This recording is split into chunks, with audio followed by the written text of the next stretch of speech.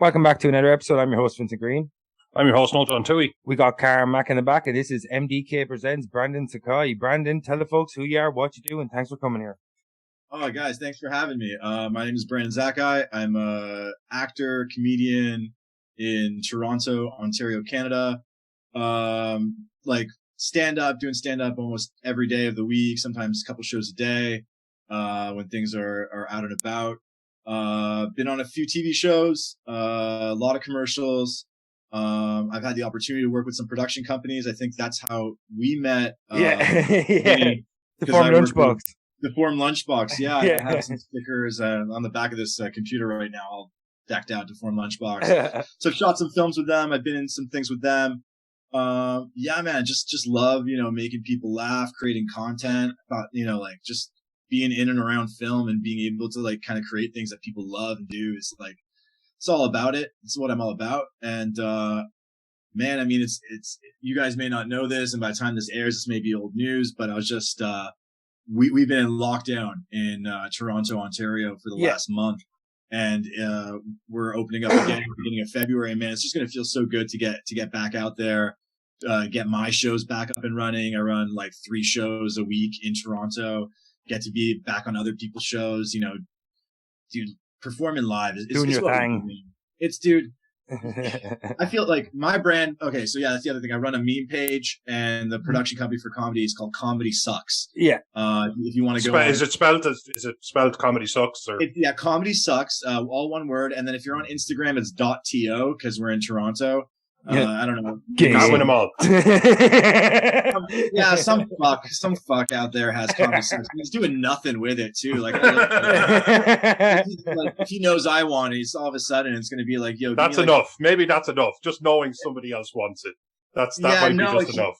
He's going to hold it over my head. He's going to be yo, I need 3 million lac, and I'm like, if I was broke in another country, I would just be buying up every fucking domain name word. On Twitter. There's a reason why it's the real Donald Trump, because some fucking kid in Montana has Donald Trump. He's like, I got this, man. I'm going to extort that guy for millions. It never fucking happens. No, it never happens. No. Man, I watch Flagrant 2 and they're constantly buying domain names during the episodes. They're like, buy that shit. Exactly. It's so genius, man. But yeah, so we're Comedy Sucks. So we run the shows in the city. And we put up memes every day, mostly about doing comedy, because man, if you've ever done stand up, you know what it's like to be gigging and on the road, man. It sucks, man. It's rough. It's fun when you kill. It's fun when you don't. It's everything else in between, trying to get the gigs, go to the gigs, deal with others, man. It is work like anything else, but man, just fucking it's a pain in the ass. So on that, do you mind if I just dig in? There's something I've never actually got to ask a comic this. When you start doing this, you're talking about it just being a grind, as like anything else, a job. But is it that first time you ever got up on stage? Is it as nerve wracking as I've always pictured it in my brain? Is that first time? Because I can tell a joke, but don't tell me to be I need you to be funny between 8:00 and 8:30. Yeah, that's crazy to me. Routine funniness. So being funny. Routine, be funny now. Do it funny now. Do a bit, Brandon. Do a bit. Hey, don't get no respect. Pure Dangerfield. Everybody goes Dangerfield when they do. Dangerfield's the best, man. That's the thing. I was talking Dangerfield the other day, man, and that guy's effortless. I don't know, maybe I'm just being an asshole, but when you're that ugly, it's hard not to laugh at that. Right? When you got a sense of humor about that fucking face, you're just anything coming out of this dude. He's like a human poet. Take my wife, please. That's not a joke. That's not a well-formed process joke. I'm 100% sure anything anybody says, if you say it with a Rodney Dangerfield, if you start talking in a Dangerfield impression, you're gonna be funny. It just comes naturally. I'm not gonna put myself on the spot, but you say this guy should be a comedian. It's not funny. I'm like, fuck off, man. But it's just so to answer your question, I started doing stand up when I was 21. So 30 years ago. Yeah, 30 years. Brandon, you look a soft 52. No, just do yourself a favor. Finish that with like, no, you're all right. No, You're all right. no, you're all right. This fucking guy. Right, is that my case? Oh, no, you're all right. But sorry, you were saying, so you're 21 and you decided... I was 21, so I've been doing it for about 10 years. And it's weird to say like what my first time was like, because I was like, I just been ready and I was excited. And, I had taken the Second City stand-up class. I don't know if you guys are familiar with Second City. It's like from Chicago initially, weren't they? Yes. It's a Chicago. I think they have New York, Los Angeles, and they have Toronto. And a lot of great comedians have come up through Second City. A lot of big names. I think Tina Fey's a Second City person. I know Eugene Levy's a Second City person. One of two great comedians there. Oh, yeah. Oh my God. We're just gonna be cheating on each other the whole fucking time.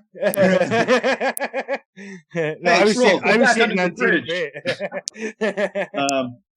But you were psyched. This was obviously not just something you were like, somebody walk you up and said you have to get out of bed and do a stand-up routine. This is obviously something this was like the culmination of a dream of yours. Yeah, because like I was just always a fucking ham. I was a class clown. I was just always making jokes, and like you do everything you can to like, at least I did, to like not do stand-up and acting, because it was like, I don't want to fucking fail.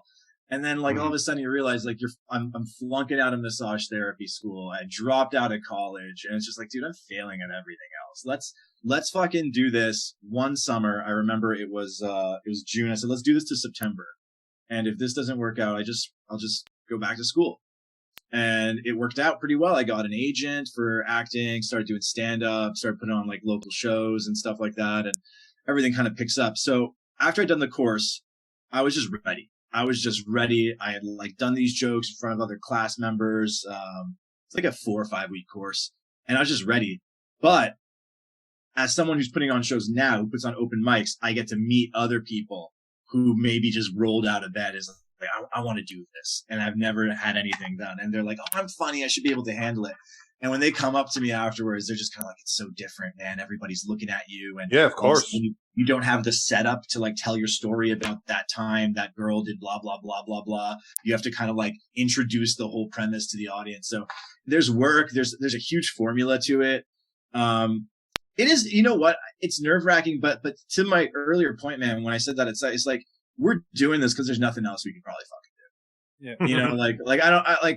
It's either this or I'm like the most annoying guy in the cubicle in the call center. Like always on the verge of being fired, Yeah. Like whenever, like, I'll just be the fucking asshole. Like the phones are ringing every time, and every time it fucking rings, I'm like, is somebody gonna get that? Just a real piece of shit, man. So yeah. You're saving the world from yourself. Exactly. It's like the teacher who like tells the class clown, it's like, if you're quiet, I will give you 5 minutes at the end of class to tell everything.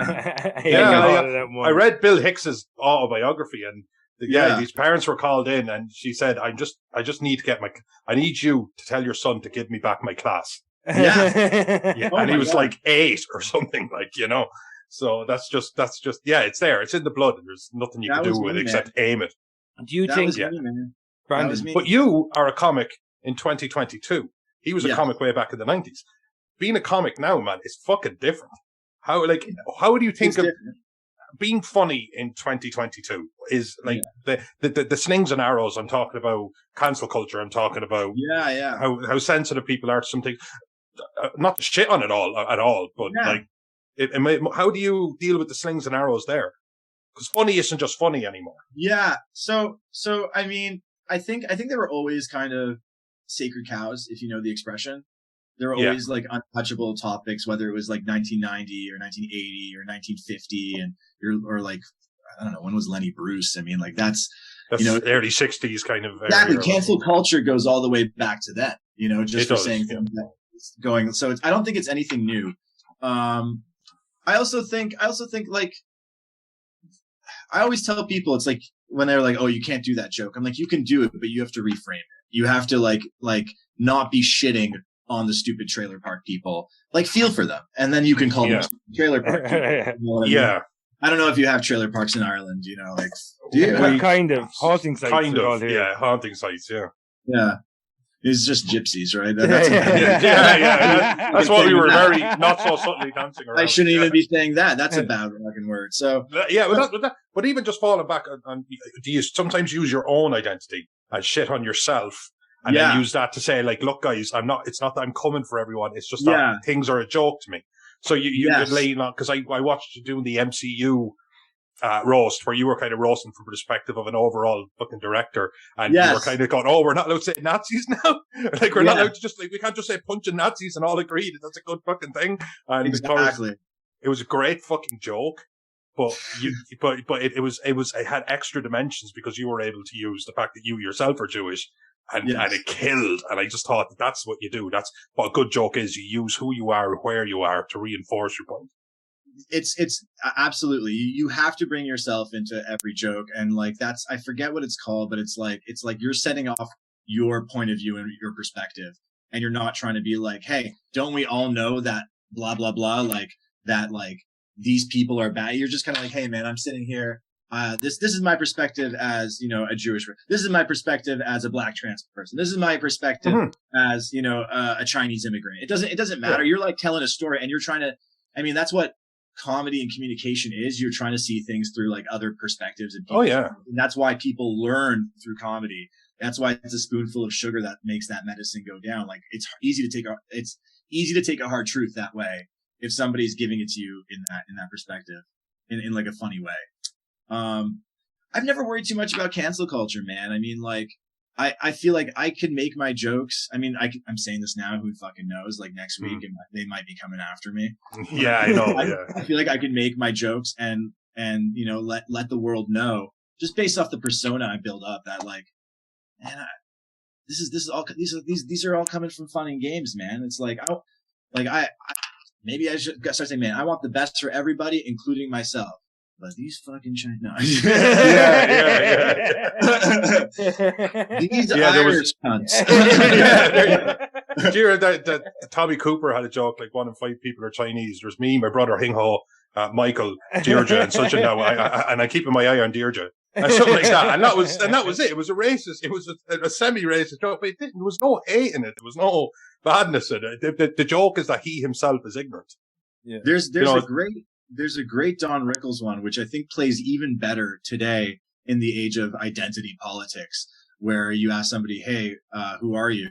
And before they say, hi, I'm Sam, they're like, well, as a Persian man, or like, well, I'm a black female intersex, you know, whatever. I have a lesbian friend, and she's my fiance's best friend, and it is the cornerstone of her personality. Yeah, it is the absolute cornerstone of her personality. And that's why it's called identity politics. She's like, that's where you find your identity. And like, I would have never, you know, when I started out, I would never, you know, start my fucking set. And I think Vinny's seen it, where I go, I'm an Iraqi Jew, and 12 of us left in the wild, you know. And he told me that joke. Vinny told me that joke. It was a good fucking joke. Like, yeah. I'm glad. But, you know, it is, people want to know who you are and your background. So we are in an age of identity politics. But back to the Rickles thing, there's a great one, old one, that plays even better today, where he'll go up to somebody in the audience, whether they're like Asian or black or something, and they'll say like, what are you, Chinese?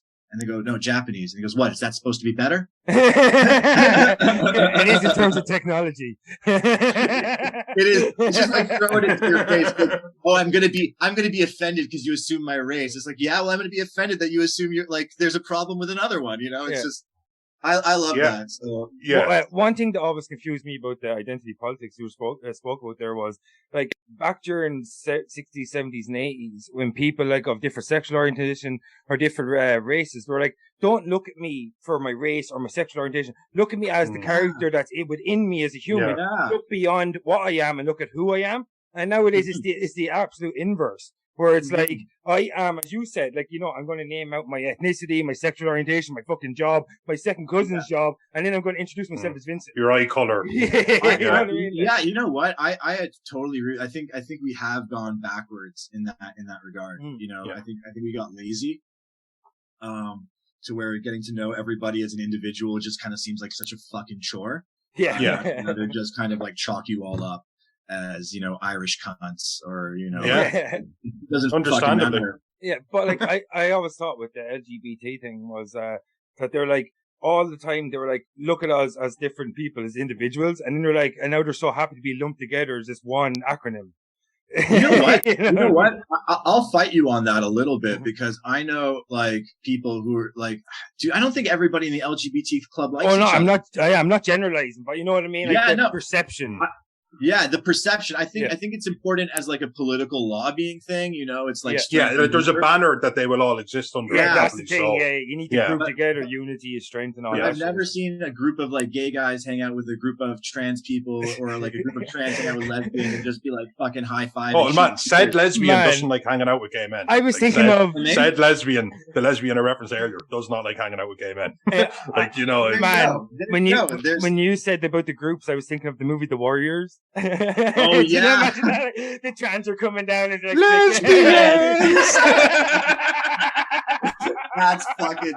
Oh my god! You can have it, Brandon, if you want. You can have it.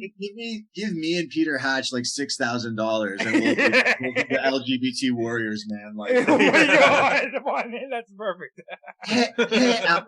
Hey, alphabet people, you're coming down, meeting in the group parking lot. Yeah. Gonna make those holes glorious. I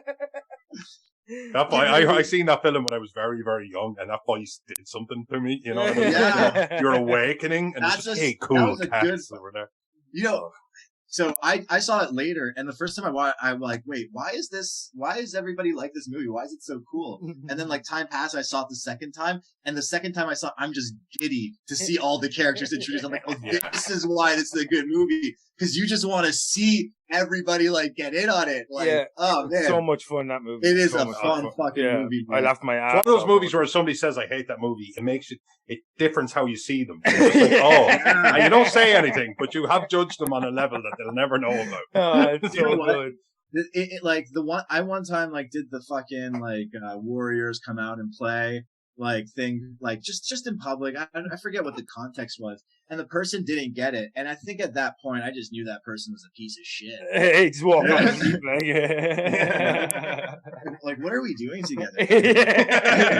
Yeah, did you ever get that kind of moment when you're talking to someone and you're like, wait, why do we even know each other? That was the moment. Oh, and that's the fucking I was with a girl briefly, and I ended up with my fiance, but she was like, why her, not me? And I didn't want to tell her it's because she likes metal. She likes metal. Wait, you don't like metal? No, I love metal. Okay. Like, you know what I mean? Like, she likes heavy metal. I could sit in with her and listen to heavy metal. Because I couldn't, like, it's not a deep thing, but I really, really want that. So I threw this shit on for you. You didn't like it. And that was like Metallica or something. Dude, you're not coming into like the Carcass fucking Cannibal Corpse regions with me then, are you? Like, you know? I got that vibe from you immediately. You were a fucking metal. Yeah, I knew that. I grew up a huge metalhead. Started off with new metal, then kind of like In Flames was definitely like, I think everybody's like gateway band into real metal or death metal or like whatever you fucking want to call it. Big into the Gothenburg sound, so I love Dark Tranquility and fucking At the Gates. I love At the Gates. Oh, dude, At the Gates was responsible. Like a lot of the mid 2000s metalcore is like so built in like At the Gates worship. Fucking Soilwork is pretty cool.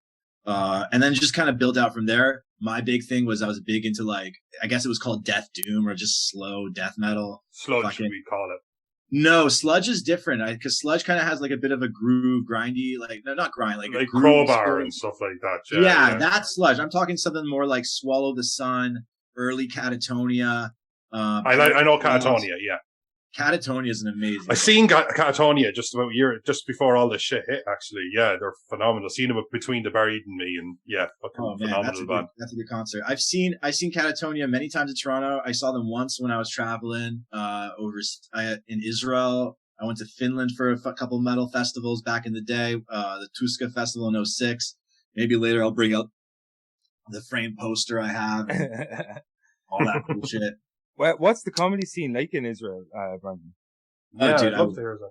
I, you know what? I went like that was I was fucking 19, so I started at 21. I don't know. I know. There's a lot of good TV. There's a big TV industry in Israel. Would you like to do a set there sometime? Oh, I'd love it. I think. You know what? I still get it. You know, when I do the Iraqi Keeping it Israel. That's what when I do the Iraqi Jew thing, lots of Israelis come up to me because they know that context. They know what it means to be an Iraqi Jew, which just means an impatient prick. You know? Come on, get to the point. Get to the point. Money in this. I love the fact I thought like an Iraqi Jew's experience would be a nuanced thing. There's something to it. Because like to fucking you guys, or even to fucking people in Canada, like what does it mean?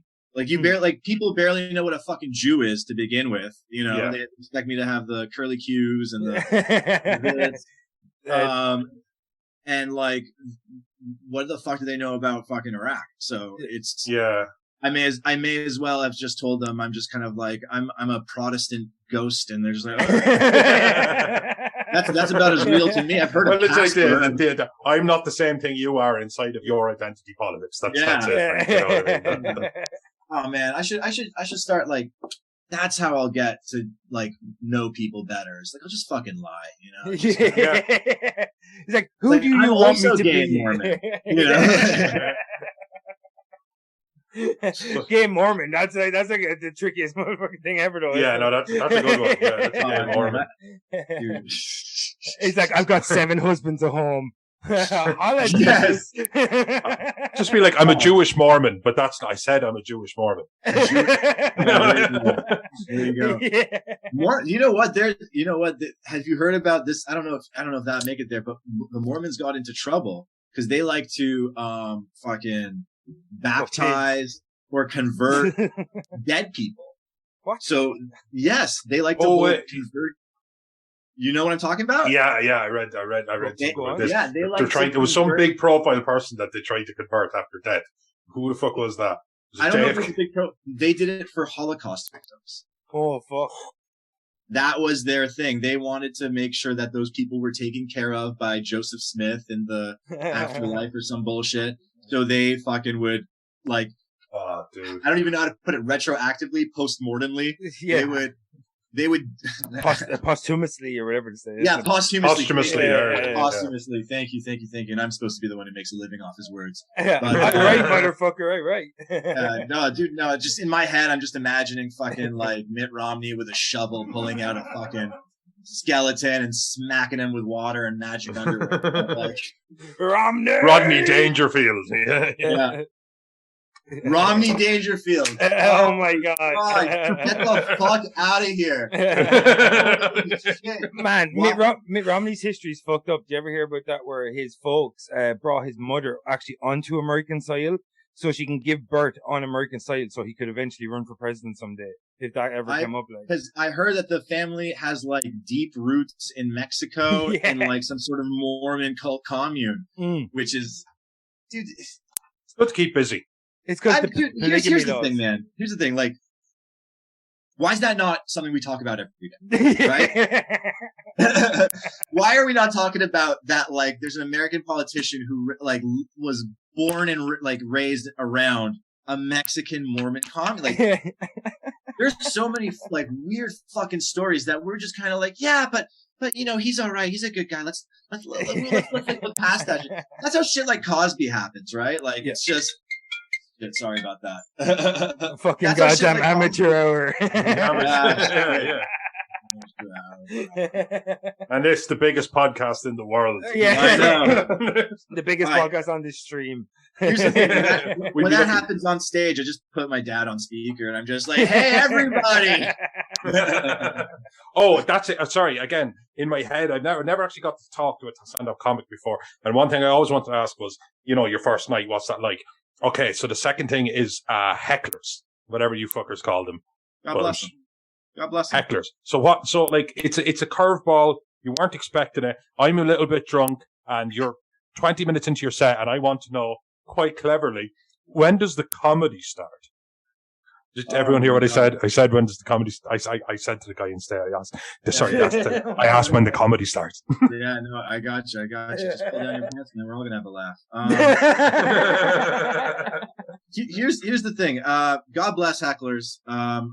You asked me my first story. I should have actually told, like, that was the first time I did stand up for real. The first time I got into stand up comedy through heckling, which is like, don't learn from me. Don't do what I did. But I was at like a birthday party with friends. We're at like a bar. They have stand up going, man, and like we were just fucking annoying fucking kids, man. Like just yelling and doing stupid shit. And and this one guy comes in, this one comic, and I just look at him and I go, man, this guy looks like the angriest guy in the world. And he gets up on stage and he's fucking the angriest guy in the world. And he's great. He was great. His name is Dom Pare, Dompare, with like a little accent on the E. And to this day, he's one of my fucking favorites. And he gets on and off stage, and this like blonde girl goes up, and like we're fucking heckling her, and like eventually it just gets out of hand. The host goes, "Yeah, you think you're so funny? Why don't you come up here and do it?" And it's exactly the moment that you're talking about, Noel, where it's like, I'm like, okay, it's like, guess everyone here thought they were funny. I think, we're just, and I forget what happens, but the blonde girl, she's like, yeah, why don't you fucking, why don't you say something to me when I'll slap you in the face? And I go, whoa, were you always this confident, or did the bleach in your hair just kind of like seep into your brain? He gets up, runs up to the stage, and gives me a smack across the face. Like, no my fucking God. Show. The show's over. The host, like, okay, show's over. We're done here. That girl's boyfriend goes like, what's going on? That's a little uncalled for. I didn't I don't want to say control your woman, but control your woman. At least get a clue as to what's happening. I am not the one who needs to be held back in this moment. Dom Pare comes up to me afterwards and he goes, listen, man, there's two types of people who heckle: assholes and people who think that they can do better. And you don't strike me as an asshole. Come back next week with 5 minutes. And that actually is the real genesis. That's incredible. How I got started. Like, I have my own superhero origin story. And you bet me to the joke, but yeah. Thank you. To this day, he's your radioactive Spider-Man. He's the one that came up and slapped you. You're like, yes, slapped by Dom Pare. You woke up the next day. Get the girls observing things. Dude, actually, fucking, here's the postscript to the story. Months later, I'm like doing my own show in my own like little suburb just outside of Toronto, and this girl comes in and she asks for a spot. She gets a spot, and her boyfriend comes in. I go, oh my God, that's the girl. That's the guy. I'm like fucking, I'm just like, oh, they don't know yet. They don't fucking know yet. They don't know yet. So she does her set. And, I get on stage. I'm the host. I go, okay. Hey, who here wants to hear the story about how I got started in comedy? So I tell the story, and then I tell the lie. I say, and then she, I say, were you always at comedy? The bleach blonde joke, and then she slaps me in the middle of the audience. This woman, the girl, she's in the back. She goes, "That was you!" and everyone just explodes. So that also had a nice little payoff. Yeah. Were you okay? Like, was it a truce afterwards? Yeah, absolutely. I mean, I think she was super embarrassed that she just did my show, and I was talking to the boyfriend afterwards, and like I couldn't even hold myself back, where I'm like with this guy, and I was like, dude, I couldn't wait to do it, man. I was so excited. Oh man, dude, I'm so happy you didn't recognize me. Oh God, dude, I love this story. Oh, thank you so. And he's just kind of like, huh? Yeah. Well, I think he's gonna have to fucking deal with it the whole way back home. Like, why didn't you know? Like, it's fucking amazing, man. There has to be forgiveness in comedy, doesn't there? There has to be kind of like, because you take something that's very serious and quite often you make it funny, and that has to apply to you and how you felt about things and how you were interacting with things. What do you mean forgiveness? Do you mean from the audience? I just know, like, if there's something that makes people angry and you take it and you make it funny. And even if you had to use that with your own interactions with other comedians, I think the same rule might apply. Like a faux pas or something. something that's something that was, we were up in each other's face and it was all like adrenaline and people like punches are thrown. And then the next day somebody tells a joke, you go, actually, that is a funny way of remembering it. And then it just it flips the script. Nothing has changed about the facts, but the feelings have changed. And that's comedy at its purest. It typifies not what you say, it's how you say it, really, isn't it? Like, you know what? There's a lot of that too, and I think that kind of goes back to what I was saying about, you know, when we're talking about cancel culture. It's like, I think there are definitely topics you can still touch it on, but you have to change the way you approach it and relate to it. You know, I definitely think you could make a joke, you know, about, you know, that's the key word. You can make a joke about things. You don't make jokes at the expense of I don't want to it's hurt, simple, but it's true. I don't want to hurt a gay person, a Chinese person, a black person, a woman, somebody else. I actually want to, you know, try and come up with material that maybe they can relate to, you know. I want to like think like, hey, you know, guys, I tried spending like 5 minutes in your shoes in my head, and dude, like, women are like, you're fucking taxed like crazy just having to buy makeup all the time, man. It's like I can't imagine what it's like to have to spend an extra $70 a week just to leave the fucking house and not look like a wreck. And it's like, I'm not making fun of them about that, you know, I'm trying to come up with something that like brings us together, you know. So again, you don't want to make things at the expense of people. And if you just kind of keep that in mind, you know, I think you can touch on hard topics. Do you think you definitely can? Do you think as well, Brandon, that sometimes, like, if you want to approach certain topics, that sometimes it's good to turn the joke inward? So make fun of yourself as you're kind of giving your perspective, you know, that kind of thing. Like, it lends you credence to come from 100%. 100%. I mean, like, that's the thing. You have to, you know, not only does it like, you know, like take the edge off and like make you the target for a bit, but it shows that, you know, how to put it, like, you're not perfect. You have feelings and you have foibles too, and like you're human. So I think it does two jobs, and it takes the heat off of the original target. Yeah. And it also, you know, makes you more relatable. Yeah. And those are good tools to have. I just want to go back to the forgiveness and to back to hecklers, because I just, you know, fucking sidetracked. Yeah, no, go ahead, man. Yeah, it's a freestyle. I feel like the hecklers are a little more forgiving than the actual comics. Because the hecklers, because they're there and they're a little drunk or they're just fucking talking. They just want a good time, right? You know, at the end of the day, when he says, when's the funny start?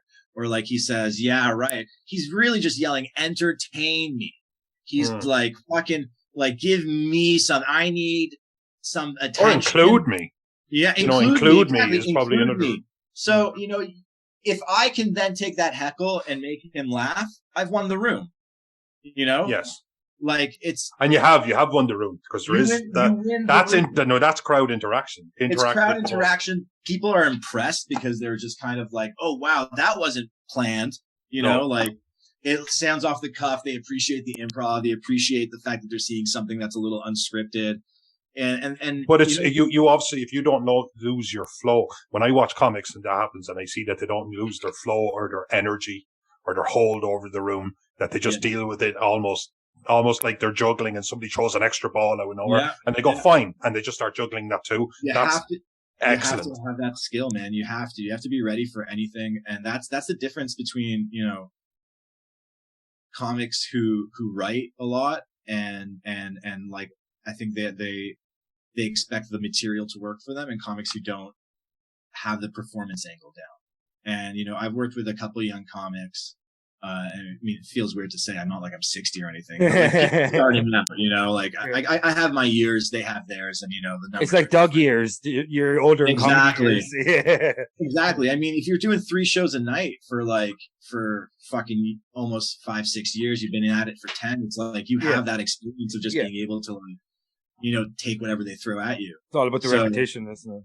Yeah. So you just have to kind of like, be prepared, man. Always think on your feet. Be ready. You know, I always tell like new comics, if they say something to you, just ask them questions. If you keep asking the heckler questions, you will eventually find something to hook onto. You know, kind of like a cold reader. Do you know, like those? Exactly. Cold reading. It's 100% cold reading. It's like, oh, what? You're bored? You're just like, yeah, I'm bored. Why are you bored? You came out to it's like, you're not funny. It's just kind of like, well, you're not fucking funny either, man. I mean, like, what's going on? And she's not entertaining. Like, you figure something out. Keep asking questions. Look for the chink in their armor. Find something to hook onto. Yeah. You know. You should be ready to be uncomfortable. It sounds like if you're going to be a stand-up comic, like sure. But this, you know, despite the plans and the plans being your jokes, like the first time you have sex, be ready to be uncomfortable. Yeah. At least that was pretty fast in my case. Tight five. Did you have a tight five? So you're saying it's going to be uncomfortable the first time? I mean, I heard good things about it. I know you've been talking to Vinny already.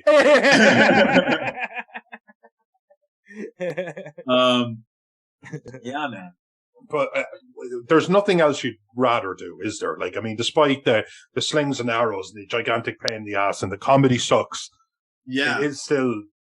Oh yeah, it is still your calling. You know? I mean, even if I was like had like the lucrative dream job, which I mean, for me, I'd love to like work on a like a movie or a series, like really just like get in like a hardcore writer's room.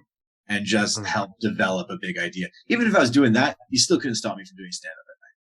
Yeah. Like what? Like even if it was relatively paying peanuts to what you were earning. Like, oh man, I'd still go like, I don't care. There's a fix that I need to get. I love peanuts. I love some peanuts, man, dude. I mean, and that's the other thing too. Like some comics, like it, like again, I'm gonna sound like a total fucking square right now, but like I got a job on the side, man. So like comics like love the idea like, oh, I'm paying another comic. Like, oh, it's a paid show. I'm like, how much does it pay? They're just kind of like $10. And I'm like, dude, that's not a paid show. Dude, keep the $10. Like, thank you. I appreciate the gesture. Yeah. But like, I'm already here, man. Like let's like.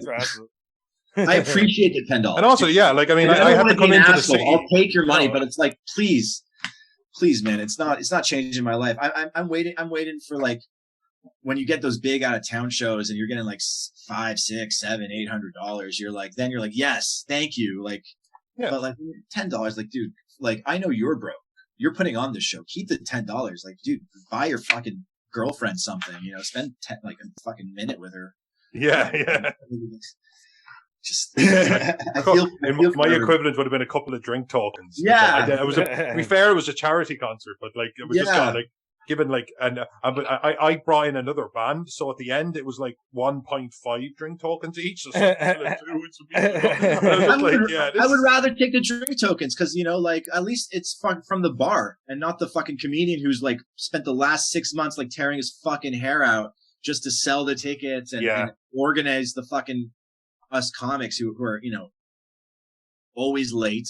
No one ever wants to go first. So like we all fucking try and show up like 10 minutes before the show, hoping that like they already picked somebody else to like open. It's like, I appreciate the work you put in, man. And I know you're trying to appreciate me with the token of the gesture of $10, but like, they're not trying to insult you with it. It's not I've got like a room full of money back there and here's $10. You know, it's not Scrooge. It's like actually a labor of love. It sounds like from that perspective. It is at this level, you know, because I'm not on dude, I'm not the Netflix like, special. That's always I'm not on a Netflix special. Somebody got their own Netflix. Netflix It's nice to talk special. to a comic. I'm like, dude, maybe like I'd like to meet one too, man. Like, let's fucking. I don't know. Is Ali Wong available? Do you know? Where's Bert Kreischer? Like, I don't know. Yeah. I think I'm here because you needed a white guy with a beard. Like, fuck it. A minute ago, you were saying like nobody wants to come on as an opener. Like, is like being the opening act the shittiest like position you can be on a comedy lineup? And if that's the shittiest, you're warming up, is my guess. Yeah, so there's the MC who, you know. If it's a real show, if it's like a club show, they book their MCs really professionally, really well. Like when you're in a real comedy club, the MC should almost be like the second, maybe third most talented guy on the bill. He's going to be on stage the most. He's going to be responsible for managing the crowd's moods and emotion. If guy number 3 sucks, you know, you need that MC to kind of refresh and reset the palette to make sure that like the guy after him is doing okay. Tempo settings. So yeah, you need to really have that feel for the audience and get them up. I mean, I explain to young comics who are like starting out and need to MCs, like, you are kind of like a representative of the audience. You know, if things are weird for the audience, fucking say it's like, man, that was weird, you know? And oh yeah, we're back together on this. You know? We're all on the same page here. Nothing worse than like watching a guy just kind of like fucking freak out, and then the guy goes, "Hey, really funny, everybody." Give it up. Reading the room at all. You can't bullshit. So you have to have that like people skill, that audience skill, the ability to kind of like lead and set the tone. So the MC is usually the most, in a professionally booked show, will be the second, maybe third most talented guy on. That's the thing. It's not just funny, is it? You need these other skills, these kind of interpersonal skills that don't necessarily 100%. Rely on 100% humor. Yeah. If you have a hard time relating to people, you know, it will be difficult to be a comedian. That's not to say there aren't comedians that like have made their bread and butter on being awkward and like unsociable. I don't know if you know Joe Pera. Guy's fucking hilarious. He's such a fucking weirdo. Yeah. It's like, I really like. Who are your heroes? Do you mind me asking? Yeah. Like if you were to put, I'm just going to throw a random 3. Sure. Patrice O'Neill is definitely the godfather for me. Not Bill Cosby. Not Bill Cosby. No, he puts people to sleep. Yeah. Oh my God. I want to say allegedly, but we all know. Oh man, even for me growing up, Cosby's like another fucking era. It was very hard to like. Come here, you'll get the ticket money. Do you remember like Eddie Murphy joke? Yeah. So you say your mom fell asleep at my house, and now she's acting all withdrawn and weird. Maybe you gave her a little pudding. That's the name of Bill Cosby's sex tape, Pudding Pop. Oh God, yeah. You want a NyQuil and soda? I did love those memes of like the guy from Pawn Shop, whatever the fucking show was, and he goes, "You wanted free Britney, and sorry, but best I can give you is free Bill Cosby." And you were just... That's not bad. You gave us your number 1. Could you name it again? My brain went. Yeah. So definitely Patrice O'Neill, like that dude. Like, here's the thing with Patrice. You can watch his stand-up. You can watch his stand-up specials. You can watch clips of him doing stand-up, and it's great. But if you ever find clips of him just talking, that is the funniest motherfucker in the world. The guy tells it like it is, calls it out. He has such amazing insight into people's psychology, the way people act. I think, you know, the way, his take on race was so amazing and like almost needed in a time like this. He used to be on Opie and Anthony a lot, which is like, was the only reason I'd ever listened to those guys. I mean, no offense, no shot taken, but it was just the truth. It's like, oh, there's like tons of Patrice content out there. Who are these guys? And like, it's just the reason I listened to him. And then he had his own show. It was a relationship show on Sirius at the time. And this is maybe like 2007, 8, where he called himself, like, he was like the Black Dr. Phil, and he called himself Black the Black Phillip Show. And man, me and my boys, we would just fucking spend like, just sit there just listening to clip after clip of him just giving like call-in radio advice, man. So Patrice is just a godfather. He's amazing. I think, not to be too current again, but I think what Bill Burr is doing is fantastic. I think in a lot that him and Patrice were good friends for a long time. Do you think Patrice would have molded Bill Burr's style somewhat? I definitely do. And I think Bill would agree that, you know, I think unofficially he's kind of carrying the torch for that level of, I'm just saying it. Outrageous humor. This is where I'm coming from. Yeah. And if it's fucked up, you know, don't get mad at me. Just realize I'm fucked up. Yeah. You know, why are you gonna get mad at a guy who's so clearly fucked up? You know, like, what do you expect from me? Like, that kind of thing. Yeah. Isn't it? Like, so I think Bill Burr is doing like the best work in stand up today. And I try and stay away from like, when I say stay away, I mean, I watched the big names, but like, if I told you, oh, Dave Chappelle, it's like, I don't think you're going to learn anything about me. Yeah, no, that's true. No, I agree with you there. I agree with you there. But even we were talking about music earlier. If I used to say like, oh, I like Metallica. I like Metallica. I would know less. You haven't learned anything about me. Yeah, not at all. So AC/DC or something. It's so gargantuan that you just can't. Yeah, 100%. And then let's just say that using that barometer, your third choice has to be a little bit more. The third choice is really like, here I'm getting into like, oh man, it's like a 5-way tie. I'm going to name one guy and then kind of forget another guy. Like, go instinct. First thing comes to your head. Go instinct. Instinct is basically to say Rickles, but Don Rickles. Love a bit of Don Rickles. But I want to like tie in 3 old guys just to say like, these guys gave me a little bit of background in what comedy is. Wasn't the question, but fine.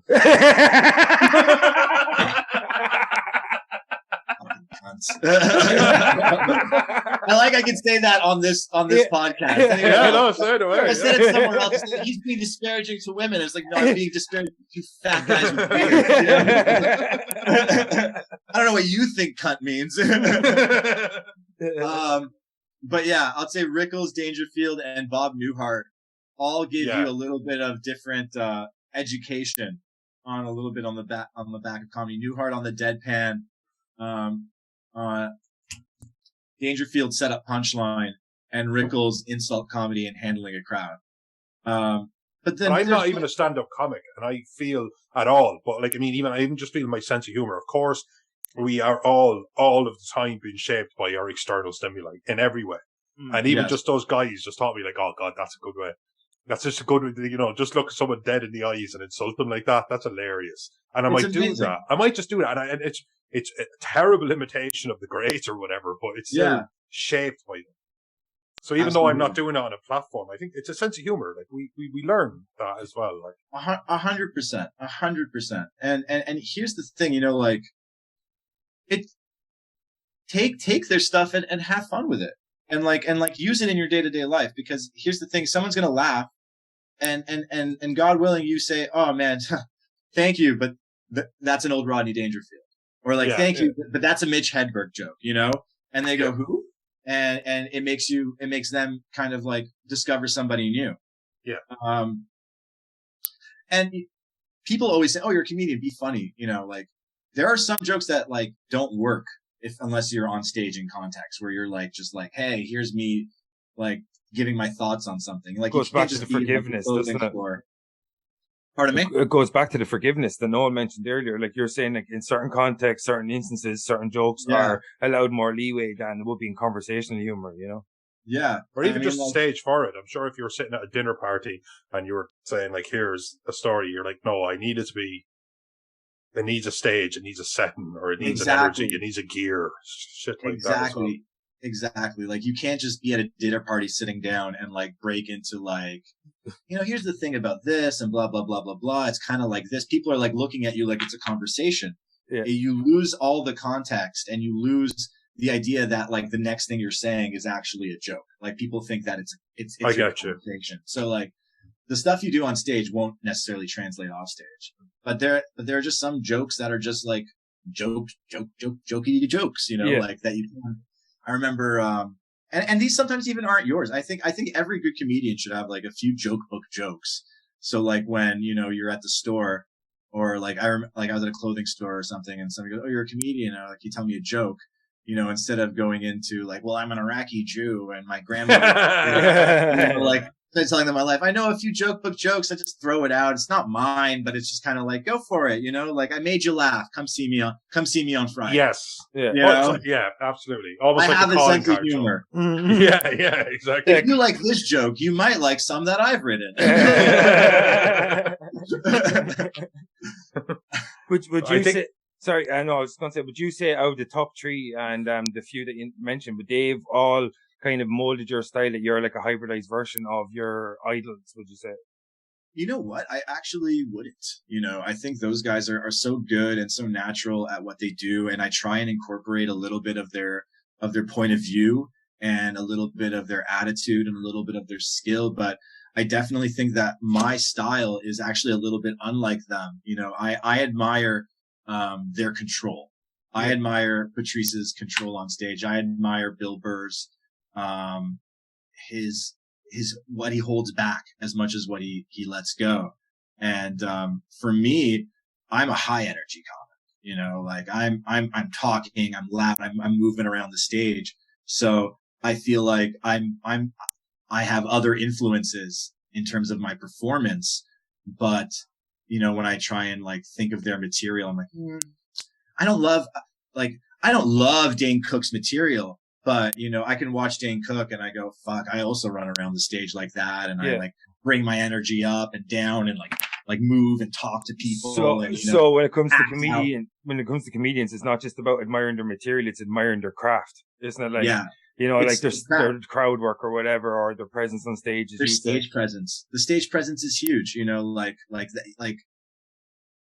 dude, funny jokes are funny jokes, but you got to own the stage. You have to feel comfortable up there. You have to like, you know, have you ever like, you know, they say like, you know, you want to show that you own the room, like man spread, like spread your legs, take up as much space as possible. Yeah. You have to do that version on stage where it's like, all right, this is my stage. This is my set, my mic. You're my audience. I'll tell the joke when I'm ready. Everybody look at me, you know, like if you don't have, if you fold in that situation, someone will notice. You know, like you lose a little bit. It's subjective. It's sly. Somebody could fold and still have a great set, but I'll sit there going, like, he was nervous. You know, he held back. She held back. Yeah. And again, it comes from, you know, 10 years and doing acting and improv and theater and all that shit. So there's a sales technique called mirroring. So if you want to like control the customer, the conversation, you pretty much, you start doing these slight movements, and then eventually they'll start mirroring your body language and your movement, and then you can actually hit them with the hard sell. You know, like I picture Vinny walking into a store and some dude with his dick out. And Vinny going, I got this. I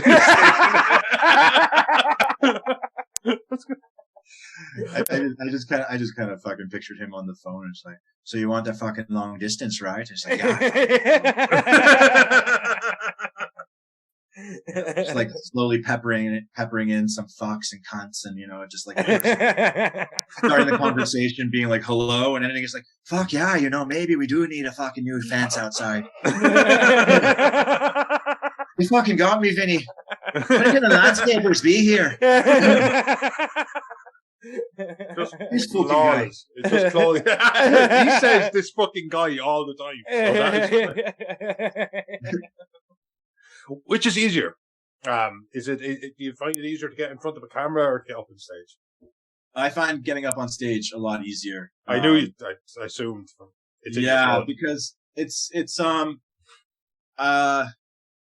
because you're the, like, for so many reasons. I mean, like, first off, you're the director. You're the one who decides how you're going to do it. Second off, you're on stage. As soon as it's over, it's over. You know, like when you're on camera, it's like every little thing is picked up. You know, and there are times when like I'm watching my scenes on like a show and I can just see the slightest little thing in my eyes. I was nervous. I was a little concerned I was too loud, and like no one else sees it, but you remember it, you know. That's not my body language. I always thought in my head, if I ever did a bit of acting, I'd look at it and go, that's not my body language. As in, it's just not even the way I sit, because you're obviously what you do with your hands and your body and you know yourself, you know. I always thought under the microscope that would be something I'd see.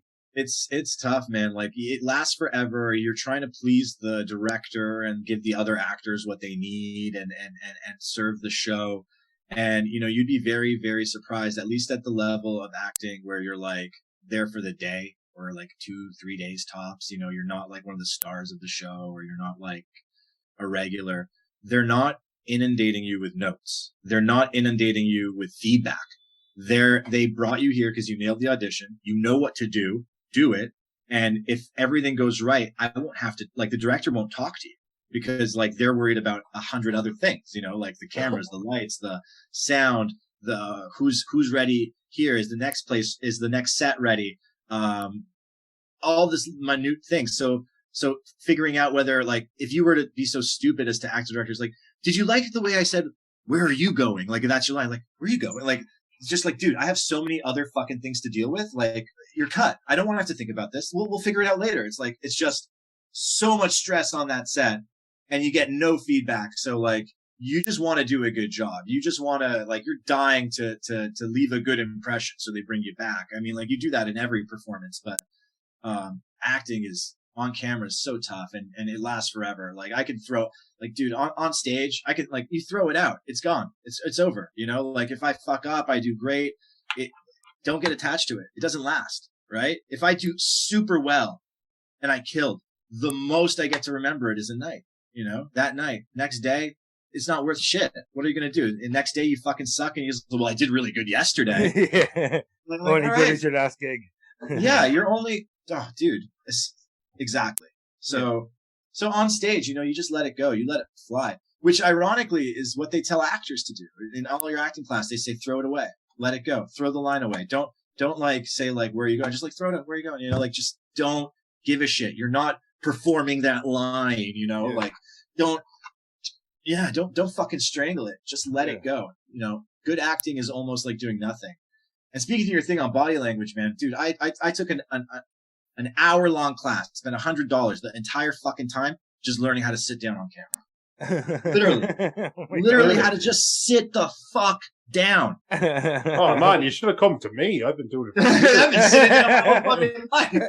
Dude, it's one of those things where it's like, all right, like when no one looks at the chair when they're sitting down on camera. You just pre-plan your sit and your move and try and make it effortless. And it's just like, I'm like, wow, you know, like it's almost like acting is like almost like 99% choreography at some level. Really? So you're like, I walk to the table and I maintain eye contact with the person I'm talking to, and I pull the chair out and I plot myself on it or some shit like that. Is it? Exactly. You fucking nailed it. Because otherwise, in real life, you'd be talking and then you kind of look down at the chair and you continue the conversation and, you know, you pull it out and, you know, you know, make sure your ass gets in there all right. Whereas on your balls. I mean, I did that once. I sat directly on my own balls. And it was fucking horrendous. Yeah, it's very sore. That's why they give us special acting underwear to make sure that, like, when we do our sits, from underneath. It's padded. Yeah. There's like a puppeteer under the chair, and he just cups your balls as you're about to sit down. That's it. That's the guy who has the bad job on set. That's called a grip. That's the grip. Gripper. Fucking shit, that was good. That's the grip. Oh my god. Fuck me, man. That's entering my fucking set. Oh, it's all yours, man. It's all yours. Fucking sitting down in the underwear and the fucking but that's the grip. Oh, fuck you. That's all you, man. You can have it. Yeah. That's all you. You're gonna get those next $10 is yours. You know? in 4 years' time. Just give me drink tokens. Just give me drink 10 tokens. Canadian dollars on its way across.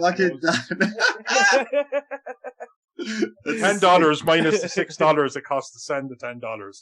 $4. I'll have my agent. E-transfer. Yeah, my people will reach out to your people. Yeah. So I'm my only people. I'm just me. Unfortunately, I'm getting super aware of the time and we've ran a bit over today. Just tell us before we get the fuck out of here.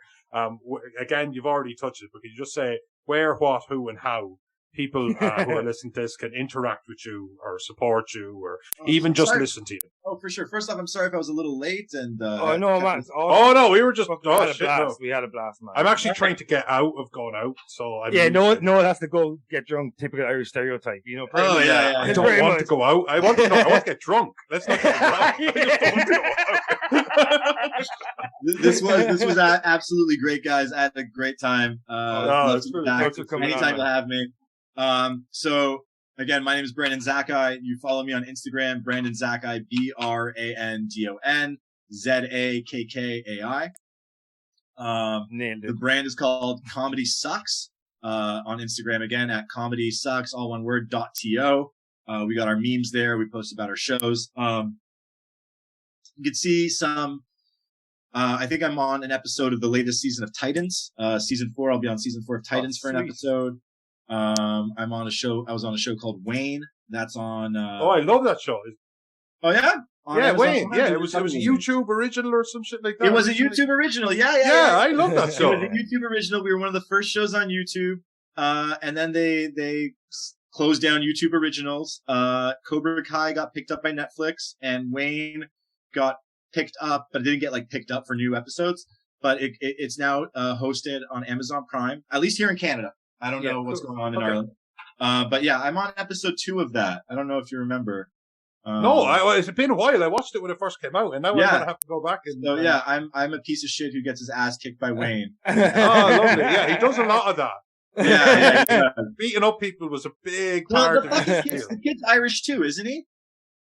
Yeah, Wayne. He's an Irish kid, isn't he? I think he might be. Yeah, I can picture him, and I can picture the girl who he takes from that dude that was in Oz and all those other shows. Dude, Oz is such a sick show. Such a great fucking show. Dean Winters, cool fucking dude. That guy was in Oz. I love that dude. A lot of great shows he's been on. I think Wayne's father who died was in Deadwood. I don't know if you guys ever watched that. Deadwood was awesome. That was a fucking amazing show. Alice Virgin curses more than any man alive. Oh, that fucking cocksucker. Please, do not get me started on that fucking guy. Like a hero. Like my acting like monologue for like auditioning for agents and shit like that. Virgin. It's so great. Yeah, I was on Wayne. I was on Titans, as I said. Trying to think of some other shows. 12 Monkeys was a show based on a movie. The Sci-Fi, I haven't seen it, the but Sci-Fi channel, wasn't it? Yeah, Sci-Fi, exactly. Fucking can't remember some other shit now, but it's all there. Man, isn't it the worst though when you're like, when someone says promote yourself, and you're like, oh shit. Every time. Anytime we're on another podcast, at the end, you guys can IMDb me. Yeah, there you go. Yeah, definitely. Thanks for breaking the stereotype that all Canadians are polite, man. That was you know what? Thanks for reinforcing the stereotype of the ignorant Irish. Reinforce the stereotypes. You wound me. I mean, like seriously, you guys brought another Jew in show business on? Like, what the fuck, man? Yeah, you're hard to find, I thought. No wonder I can't find you in the bank. You're all in show business. Yeah. Ask your lawyer; he knows about me.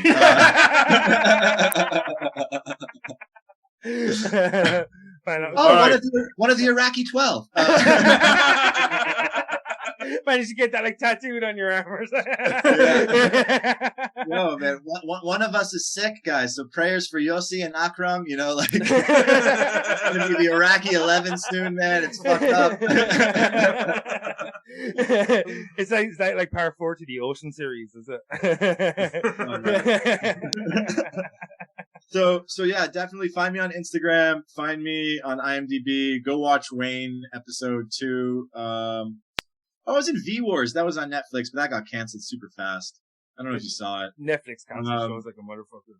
But yeah, man, it's just fucking, just, dude, I'm hustling. Hopefully. Yeah, man, that's it. You're hustling, man. More good news. Maybe I'll be back another time and I'll be like, yo, I was in this movie and it's great and I'm finally better than you fucks. Here's what I really The baseball cap is a crown. Podcast. He's wearing a crown. I don't need to do this anymore. Iraqi 12 bling around his neck. That or really the Star of David that was on David. That's my next night. It's just a diamond I-12. That's how you know I've made it. my jokes turn into jewelry. I got a big red wristwatch of the Kool-Aid Man. You know? But fucking shit. Man. Oh yeah. No, they played that same commercial everywhere in the world, man. You know, they just redub it, man. They had that commercial in Iraq. You know, he just busts through the door. He's like,